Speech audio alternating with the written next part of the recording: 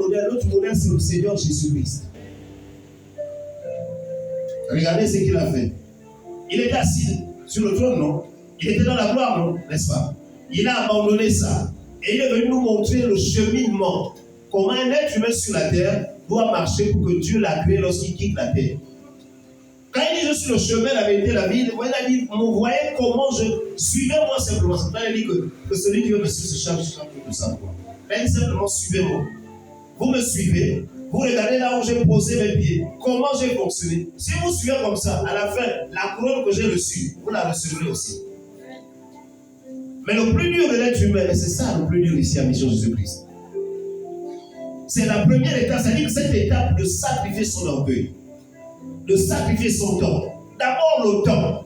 Nous sommes combien ici? Alors que le dimanche, nous étions combien ici? Près d'une quarantaine. Aujourd'hui, nous sommes combien? On a commencé ici à combien? On était à moins de 10. Or, il a dit quoi non aux écarts? Il dit mon peuple périt parce qu'il manque quoi? La connaissance. Mais comment tu peux marcher avec Dieu? Tu n'as pas la connaissance de Dieu.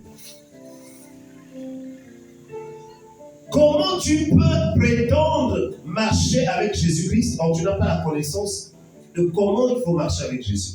Or, comment il faut être informé lorsque Jésus a marché? C'est la parole de Dieu. Mais la parole de Dieu, on la met de côté. Le jour où on te dit, viens à l'enseignement, sacrifie 2 heures de temps. Tu ne peux pas sacrifier de ton temps. Mais comment veux-tu aller au trône? Puisque tu ne veux pas passer par l'autel de sacrifice, puisque tu ne veux rien sacrifier, comment tu vas aller? Là, je parle encore de façon générale. Parce que maintenant, dans les domaines précis, où le Seigneur nous appelle, là-bas aussi, il y a des sacrifices à faire. Tu vas apprendre à jouer au piano. Mais le maître qui t'apprend au piano, parfois il va te lyncher. Il faut que ton orgueil s'abaisse. Il faut qu'il t'apprenne. Celui le maître et l'élève. Il y a une relation entre enseignant et enseigné. Celui qui veut apprendre doit s'abaisser pour recevoir. Ça aussi, c'est une forme de sacrifice. Tu dois sacrifier ton orgueil. Imagine quand tu es un enfant qu'on a toujours caressé dans le sens du poil, qu'on a toujours chouchouté, qu'on a toujours bichonné. Dès qu'on commence à te dire que moi, m'a frustré. Mais tu n'iras pas loin. Mais beaucoup nous échouons à l'autel. C'est à l'autel que nous échouons, parce que c'est à l'autel que le Seigneur Jésus nous attend. Bien aimé, je sais que c'est pas facile. Mais la chose qui est facile, c'est que Dieu nous a accordé sa grâce. Il nous a accordé sa grâce. Sa grâce, c'est sa présence en nous. Parce qu'un jour, on va inventer même, ça fera même peut-être l'objet d'un séminaire, la grâce. Il faut qu'on explique c'est quoi la grâce. Je préfère d'abord donner une autre approche de la grâce.